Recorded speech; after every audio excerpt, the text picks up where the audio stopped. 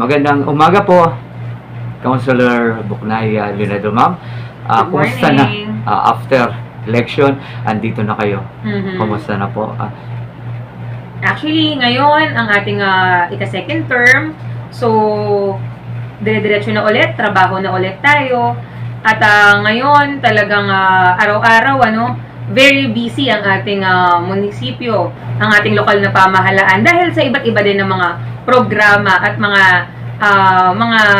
pinaplano pa natin para sa ating bayan ng Taytay. So, ngayon pong second term, Mhm. ano po ang magiging committee mo? Meron na po ba? At dati po ba o may bago kayong committee? Ayun. Actually, Kuya Nats, nitong nakaraan pagkaupo po namin, nitong first week of July, so nagbotohan po ang ating sanggunian, 12 sanggunian, sa pamumunan ni Vice Mayor Pia Cabral at syempre ang ating mga kasamahang konsihal. Sa atin napunta na committee, ang ating Finance, Budget, and Appropriation. Tayo po ang chairman ngayon at isa pa po ang ating Housing and Land Use and Urban Development. Isa din po yan sa ating hinahawakan. At ganun din po, na-retain po sa atin ang committee ng cooperatives and livelihood.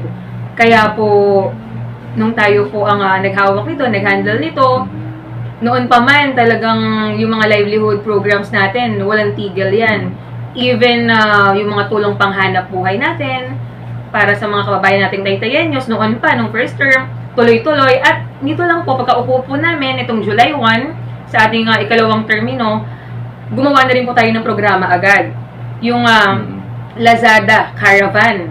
Kasama po natin ng Lazada Philippines. Nagbibigay po sila ng training sa mga kababayan natin na mga gusto matuto ng online na pangkabuhayan. At Wow. pwede rin silang gumawa ng sarili nilang account sa Lazada. Kahit wala silang produkto, walang problema. Bibigyan po sila ni Lazada ng mga products na pwede nilang ibenta at kikita po sila. Yung mga Kahit nanay. lang, using their phones. Oo, mga nanay, ang Yes, number one po dito. opo. Kasi alam mo naman natin na nung nakaraan, nagkaroon ng sunog dito sa malaking textile sa may Sitio Burol. Mm-mm. So may mga na-interview po tayo doon, umiiyak sila. Yes. Paano na kami at balak nga daw nila na pumunta yata dito sa munisipyo, baka Yeah. makakuha sila. So ito, akmang-akma itong programang ito doon sa mga nawalan ng trabaho ngayon. Ang dami po nila. Gusto ulit magsimula ng Paano po maka-avail nito sila? Pupunta dito sa munisipyo, sa inyo? So, kung gusto po nila yan, yung mga programa natin, actually, not only, not only Lazada Caravan. Kasama rin natin yung personal collection. Ito lang, after Lazada Caravan, after a week, meron naman tayong programa, buong Taytay, yung personal collection. Pwede ka rin mag-resell ng mga produkto nila. So, hindi mo problema yung pang-unang pampuhunan dahil bibigyan ka nila ng produkto agad-agad kahit wala ka pang hawak na pera. So, pag naibenta mo, tsaka mo lang sa kanila ibabalik kung ano yung amount. Kumita ka na doon. Opo, kumita na Wow, sila. galing. Malaki po ang bibigay sa kanilang porsyento kita ng personal collection din. So, Ang galing. nakakatuwa po dahil yung mga private companies natin talagang nakikipag-tie up sa ating gobyerno para matulungan yung mga kababayan natin Taytayenyos pagdating sa pangkabuhayan. Dahil ngayon, Kuya Nats, talagang isa sa problema ng ating mga kababayan not only here sa Taytay, yung 'di ba yung pangpuhunan, pangkapital, at most of them talagang nawalan ng trabaho, lalong-lalo na noong panahon ng pandemya. Pero ito po, sa pagbibigay natin ng konting tulong sa pangkabuhayan, ito nabibigyan ng mga chance yung ating mga kababayan para mag-put up sila ng sarili nilang negosyo. So, kaya po siguro talagang hindi kayo nakalimutan mga Taytayenyos dahil yung nakaraan ng chairmanship nyo.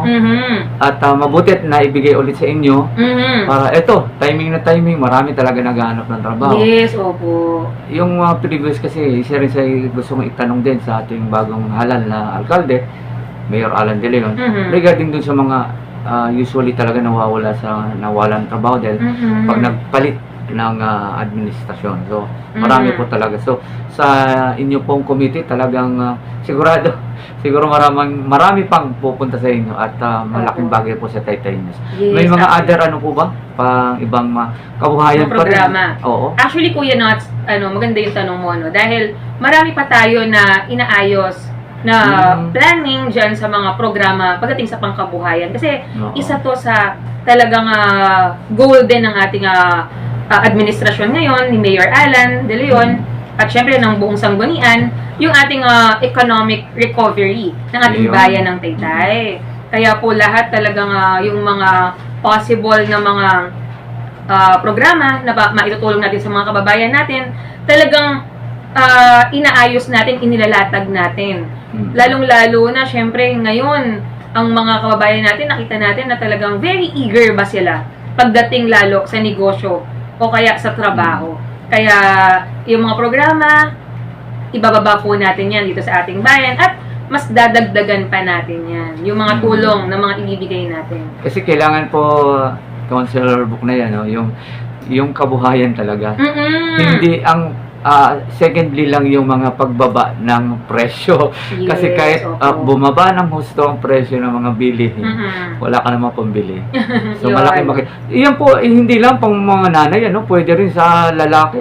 Opo, Oo. hindi lang po mga kananayan, pati po mga kalalakihan natin. Actually, ngayon po, nakikipag-usap din tayo sa TESDA para po sa mga tatay, na mga gusto rin po free training ng mga, natin, yung carpentry, masonry, yung mechanic, at iba't iba pa po na mga programa, yung mga trainings para po Yung sa mga tatay natin. Para may skills, ano. Yes, opo. Ang hirap po kasi may mga i-consider- TESDA training po na mga libre tayo, na mga darating.